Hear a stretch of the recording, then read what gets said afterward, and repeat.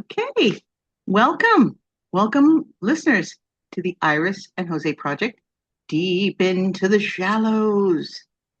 I'm Iris, and with me is, Jose, all so right, we're here. welcome, We're gonna Jose. Yeah, what were you saying? I'm sorry, go ahead. we're gonna keep on talking, and today we're gonna dive deeper into shame. So, would you like to start off, Iris, about Sure. what? First, let me remind everybody this is our first episode. We do have a trailer that Jose put out. Thank you, Jose, for doing all that footwork. But the idea behind Deep into the Shallows is looking at everyday social behaviors that shape our lives, things we often participate in without even noticing sometimes, or we're not hyper aware. And it's a judgment free zone. Although, you know what? We're human, right, Jose? We're going to explore, but we're not going to condemn. No judgment. And why does this matter? Of course, is that social dynamics that affect our workplace, our community, our families, our relationships, even as leaders. And so, our first topic is shame. And we're starting with shame because it sits quietly underneath many of the other behaviors that we see, because we're going to get into gossip next time, exclusion at other times, perhaps criticism, even silence is where shame sits. Um, so, and what's the difference you may say about guilt and shame? Like with shame, you believe like something is wrong with me. Not the same as something like guilt, because some guilt is like, oh, I did something wrong and I know it, right? So there's a key distinction there. But I think about shame and sometimes how it's related to religion, you know, um, how you're ashamed of something that you were guilty of that you did. Mhm. So yeah, and so there's that dynamic there. And I know that in our trailer we shared some stories about shame and how it came about, our idea for the podcast for Deep into the Shallows, and how we were at that conference. And I started telling you about how, I practice this, I practice this stand-up comedy routine in my head every now and then. Yeah. Because I don't know, sometimes I think, my God, why am I so funny? I really do. Mhm. I get a kick out of my own. Come on, you do it too. You, I do. I've seen you making yourself laugh. I've seen you it's giggling silently to yourself. Mhm. I've seen you, Jose, and then you're tickled. And I think it's that's why you and I kind of we hit it off at conferences, and we can sit together. We can really like talk, and Laura too with us. And then when we miss Steve. Steve really Always. gets us. Yeah. You miss Steve, don't you? Yeah, he's the one that got away. The one that got away. Exactly. Yeah, you and Steve. Shame. See, there's no shame in having a great bro friend, right? Exactly. There's no shame. But before I kick it back to you, could I just say that shame is such a complex emotion that could significantly affect both individuals and society. Oh, okay. And so I would like for you to start an overview of its origin and influences and strategies for overcoming its negative impact. So where does it But come from? That's what you're yeah, getting at, right? Where exactly. does Where does it come from? where does shame come from? Well, let's have a discussion about that because I of course like I did my due diligence and I asked Chatbox, hey, Yeah. Chatbox, let's have a conversation about shame and where it comes from.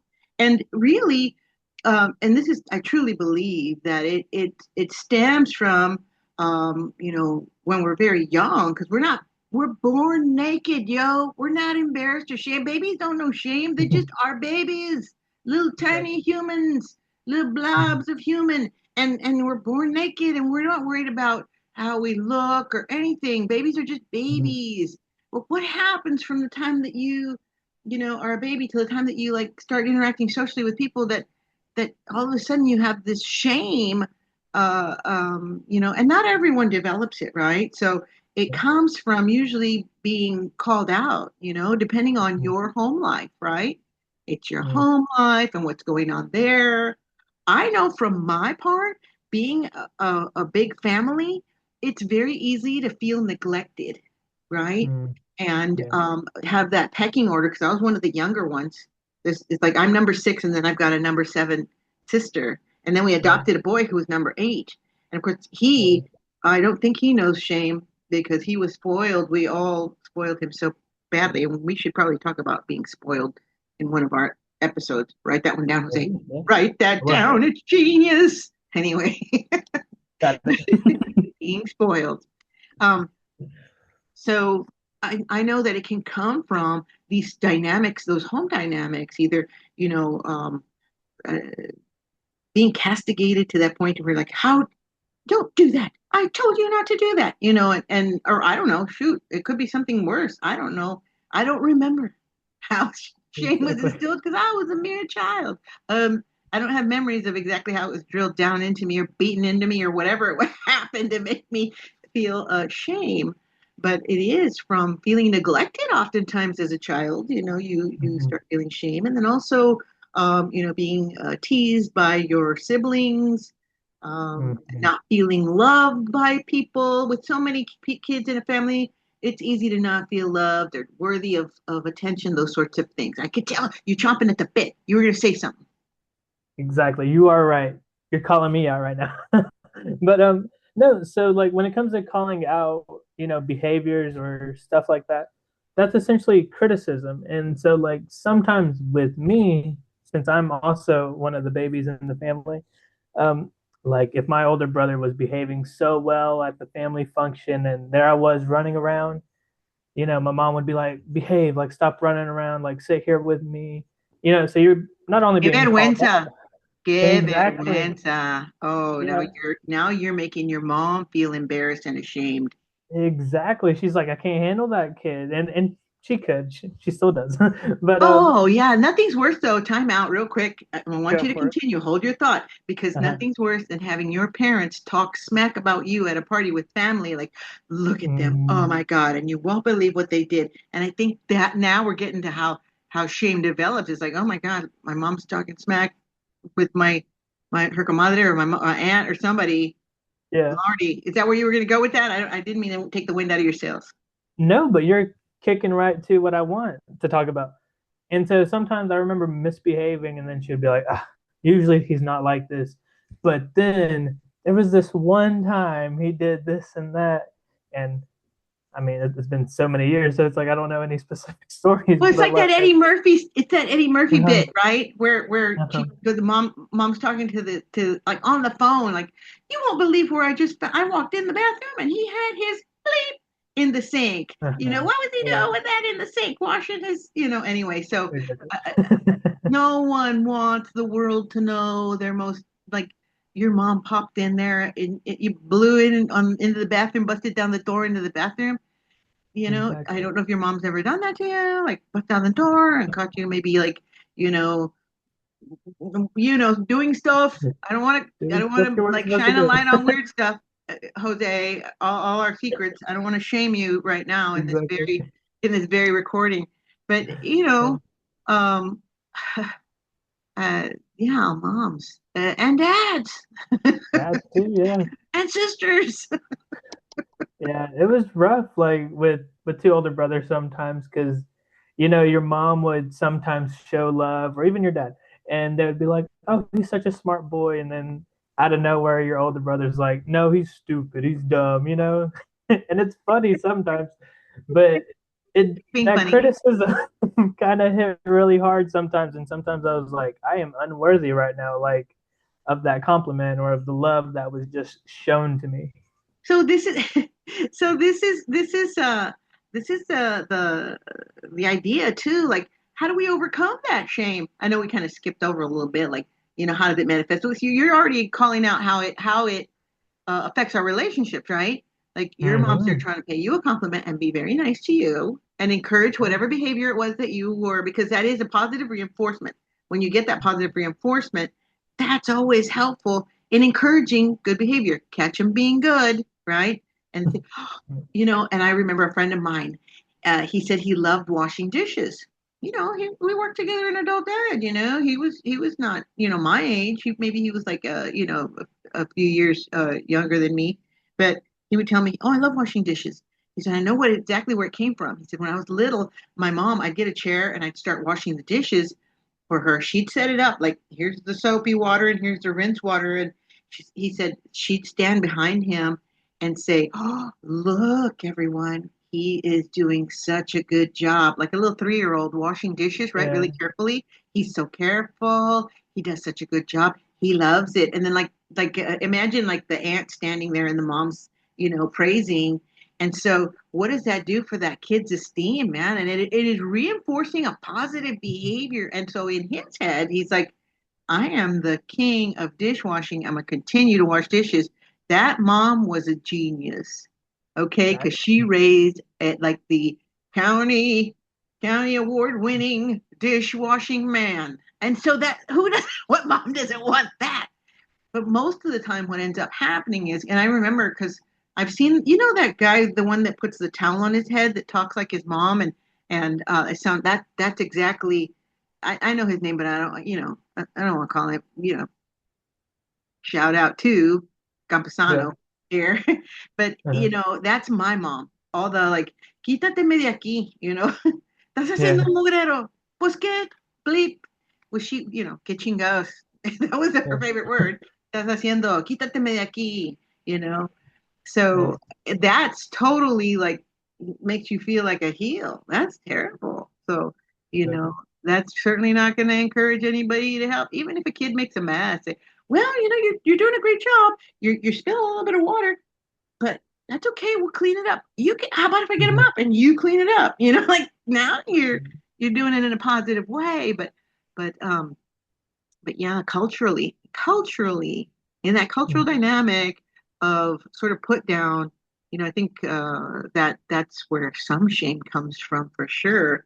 Yeah. I don't know if that's how you feel too. No, I do. When I was studying to become an academic advisor, there was a lot of cultural shame when it came to some students trying to get a degree.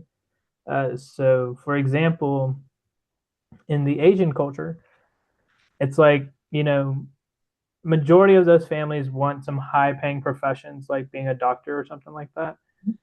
And when those students kind of fail or they end up changing their minds about what career they actually want to pursue, their parents have a lot of shame and they kind of because they're going against the norm of like being a doctor or being an engineer. Those families kind of stop showing that child some love. They consider them unworthy because they're not Dishonor. fulfilling that exactly, they're not fulfilling that expectation of carrying the family legacy. And I remember my friend, Laura, our friend Laura Mm-hmm. Barrera, she was an instructional coach for many years with the school district, and she told me a story of how like the cultural difference, where uh, you have most parents, the vast majority of all the parents would come in and say, "Why is my kid failing? What are you guys doing?" And putting the responsibility over on the teacher. But then Mm-hmm. that she had, and I don't mean to stereotype, but there were some Asian families that would come in apologizing, saying, "I am so sorry that my child got a B. I Yeah. promise you, they will do better and they will be getting A's. We have already taken care of this issue and they will be studying harder." And it's like, she was just like, it's cool. That's great. They're a great student. But Yeah. culturally, there are differences. And, I just think that is such a great way to be, but at the same time, that puts a lot of pressure on young people. So, and I don't want to sound like I'm stereotyping people, but just not necessarily Asian, but like culturally, you Mm-hmm. adopt the culture of that sort of academic excellence, and it Yeah. doesn't have to be a racial divide. It can be just an individual choice. Because my father was that way. We would give Exactly. him the report card, and he's like, "Oh, hmm, 4 A's and 3 B's." Okay. Yeah. I want to see all A's next time. Got it? So he was the same way, but he would lay it on us. He would not take it all the way to the school. Like, this is dishonor. I'm going to the teacher. I'm going to let her know that I beat you or whatever. But he didn't beat us. So he didn't. I promise. I promise. But there is that influence that shame has on society overall because it's a learned habit at home which kids can bring to school, elementary, junior high, high school for sure. That stems from, Mhm. it feels like it stems from an insecurity, doesn't it? Yeah, it does. It does. And It's that so funny. insecurity, it's not, but that insecurity, I guess sometimes is just people comparing themselves and like their personal growth. And, sometimes they're like, okay, this person has this thing and now I want it. For example, like the phone or like the newest phone, the newest game. They just have that group expectation of not wanting to be left behind instead of like just kind of appreciating what they have. And I also do agree about like our culture too. Like yeah, our culture just they our parents want us to succeed. So when we do fail, they're just gonna be like, "What are you doing?" Like you should be doing better. But yeah, Well, it's now just when you're in school, I didn't mean to step on what you're saying, but I'm thinking they, about like this sort of social behaviors such as that, to the point where it impacts what kind of clothes you have to wear or you feel like you have to Mhm. wear to school, right? Like Mhm. you don't, I don't know how it is with boys, but there's judgments, right? Like, oh, you're wearing that shirt because everybody's wearing this shirt. And then, like, school could start. You have all this kind of shirt. And then you have to go home. And how do you tell your mom, like, Mom, we bought the wrong kind of shirts. Now I got to go back and buy more. And mom's going to say, hard no, son. We don't got the dough for that or whatever. Or, there were trends that would happen in school, like the Coke shirts. And I don't know if you remember the Coca-Cola shirt. You don't. You're too young for that. Oh my gosh. But were there any trendy sort of clothing that people want? Maybe shoes. The shoes are always a thing. Again, Yeah, I think with clothing, it had to be Nike. I don't know why. It's just like it's not a pleasing logo to look at when you think about it. And it's just like a big old Nike check on your chest. like, It's whoa, funny. check out Jose. He's got the biggest Nike. Way to go, man. You're cool. Exactly. It's just You kind of got the goofy looking. you got the best swoosh. Yeah. But it can actually wait the best swoosh. Nike swoosh. Yeah. Um, okay. So this sort of idea that people could be shamed at school for really anything, you're Hmm. not in the right group, you're not wearing the right clothes, or you're not from the right side of town, or you're not, just could be like, I don't know, you're in the wrong classes, you're not, in Hmm. the GT group, or you're not a jock, you're not a cheerleader, whatever. I don't know. I've been so out of touch with high school dynamic. Um, it because it was not the greatest. Because I saw it when I was in school, I could see that behaviors, and I actually went to Hmm. see the counselor. I said, "Look, this bothers me about school. I see people in groups, and they're shunning, and they're judging, and they're rude and mean to each other."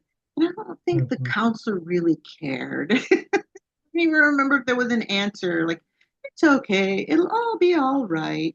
Just go back and be a friend to everyone. And I tried really hard to be a friend to everyone. I didn't like the idea of not being friendly. I certainly didn't like the idea of being rude to people or that Yeah. sort of thing. And I'm sure that in junior high, I was. I can kind of distinctly remember being in a group of people that was very judgy and horrifying and bullying almost to the point of like, you know, just very cliquish. It was hard.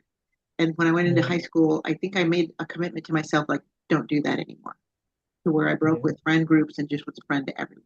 Never really committing to any one circle because junior high was so tough with the judgments and the shaming others and laughing about people and was kind of a mean girl thing. And that, and when did it become okay? I don't think Amy Poehler, it wasn't Amy Poehler, it was the other one.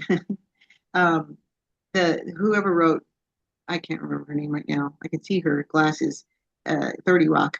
So when she did Mean Girls, I don't think she realized, she probably thought it was going to be like shining a light or turning a mirror on people's behavior so that they don't do that anymore. But I Hmm. think she didn't realize how it might create I don't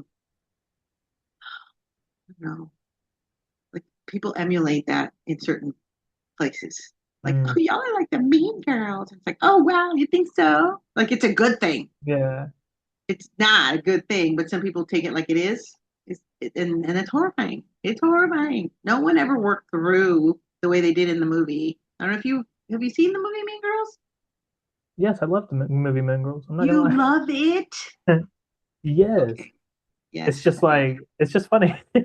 But you're right. Maybe they were trying to show like a good image of how social norms should not be. And like the ending was all nice, but then even in the ending they were like, oh, they'll figure it out. And so maybe that's what your counselor was saying to you back in the day. Back in Or the day. yeah. But no, that it sounds like with you trying to work it out with yourself saying like, you know what, I don't want to do that. Do you think that improved like your interpersonal relationships that you had in the future and just trying to keep Little by that? little, I think the fact that I was self-aware at that point, and Mhm. that's actually how we overcome it because it does, again, it has an impact on social behaviors. Shame has an impact on our mental health sometimes. It can cause Mhm. people to become very depressed, and it causes a lot of anxiety, and then it impacts interpersonal relationships. But how do we overcome it? How do we get over that negative impact of shame? And I think I was very self-aware. Of course, I don't like to brag on myself, but I was very, very much connected to the Catholic Church. I know you're Catholic, you're hardcore Catholic. I love Pope Leo. Let me do a sidebar. I really, really, and I love Pope Francis. Whenever Pope Francis would talk, I just wanted to cry every time I'd hear him talk. Pope Leo's just cool, man. He's so cool. But I mean, like, how much cooler did it get? He's New Orleans and Chicago. Give me a break. Anyway, so where was I? Oh, yeah, self awareness. That's one of the ways that we begin to overcome that negative impact is becoming self aware. Society Yeah. becoming self aware. A lot of self help books that can help overcome anxieties, and keeping a journal helps. I've kept it. Do you journal? Yeah, I do journal. I've actually journaled since Lent. And it's been really good. I feel like there's been a lot of self-awareness with those just different passages or writing prompts that I've kind of created. And like sometimes I have anxiety because of, maybe the shaming I see at work or just anywhere. I'm like, oh, it's tough. Or maybe I notice myself shaming others because they entered something wrong, and I'm like, that's not how you do your job. But no, it's just that journal helps me discuss my feelings and just lets me know that it's some type of self-compassion that I have towards myself too, because I'm like releasing it, and I'm also reading it and understanding that okay, in this moment I wasn't perfect, but next time I could be better. That's it. That's another way. Self compassion is how we overcome the effects of shame. Cultivating self compassion, treating yourself, with kindness rather than that inner voice. That Mm-hmm. inner voice, that inner critic is a liar. And when you Yeah. become aware of the fact that that inner voice is a liar, it's those voices that you heard, that recording from when you were young, you don't even remember. It's those first 5 years of life when you're recording life and what life is supposed to be. And if you think of it in those terms, and I learned this a long time ago with some self help something, if you think of it this way, whenever your inner voice is telling you something negative about you, then just shut it off and say, you are a liar, and Mm-hmm. stop hurting yourself. I love that you said that self-compassion, but there's also therapy, right? I Yeah, mean, there's therapy. counseling. Mm-hmm. I'm kind of ashamed because I feel like I would really benefit from going to counseling. Just because, I mean, as Why does a, that make you ashamed? because I'm always like, it's not for me. Like, if someone asks me if I'm going through something, they're like, have you talked to someone? And I'm like, no, like I shame myself. Like I'm like, oh, I'm too good for that. I'm too mentally strong for that. I'm okay. I'm not the person that needs it. Other people need counseling, Exactly. not me. But no, Not me. realistically, I think just it could help me build a connection with someone that's completely unbiased and like not well, I mean, of course they're supportive, but like they're gonna help you instead of like saying, "Oh, you're fine, you'll be okay." No, Just like shake kind it of break off. it down. Exactly, Just break shake it it off, buddy. down. Would they tell you that if Yeah. you broke your leg? You'll be fine. Just get up and walk around.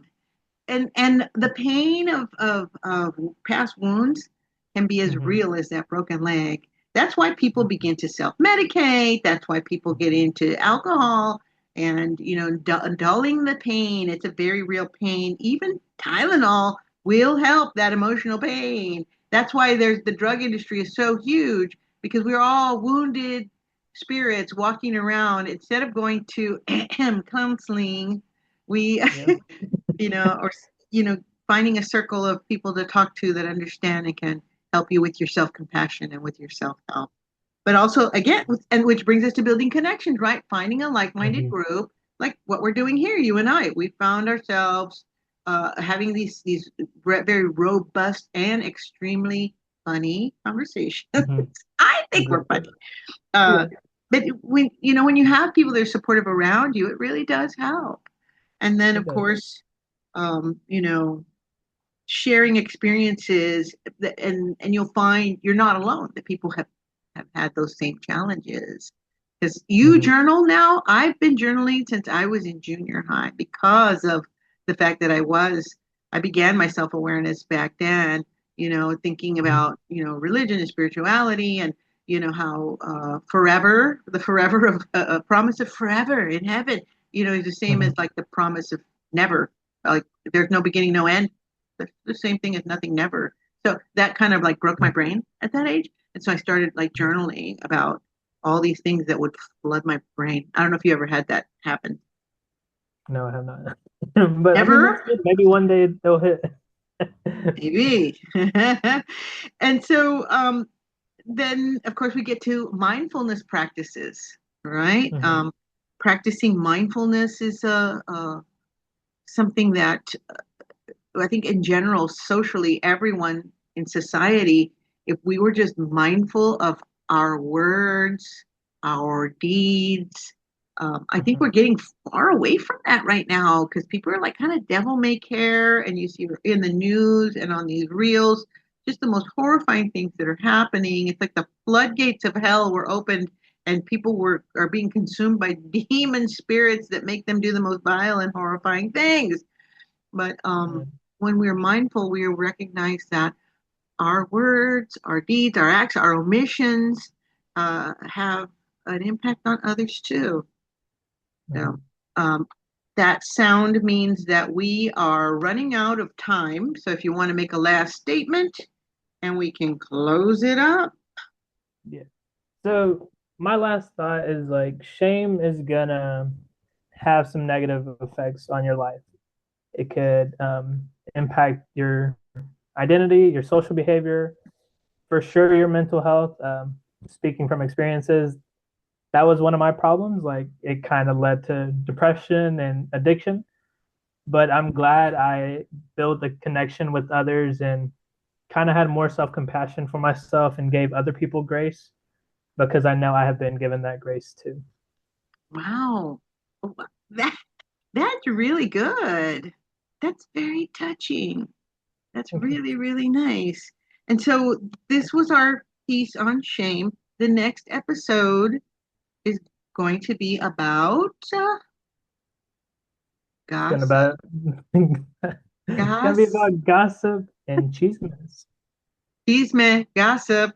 We're going to be getting deep into the shallow part of gossip and chisme. Of course, chisme is the Spanish word for gossip, but Yep. chisme sounds a little bit more like it sounds like a really unclean element to it, like chisme, Exactly. like really like rude. But gossip is in itself not a good thing either. So in our next episode, we are going to go into that. But this is the Iris and Jose project, and this is deep into the shallows where we delve into these everyday dynamics of social dynamics to help understand without judgment. And so we will see you next time. Thank you, Jose. All right. Bye.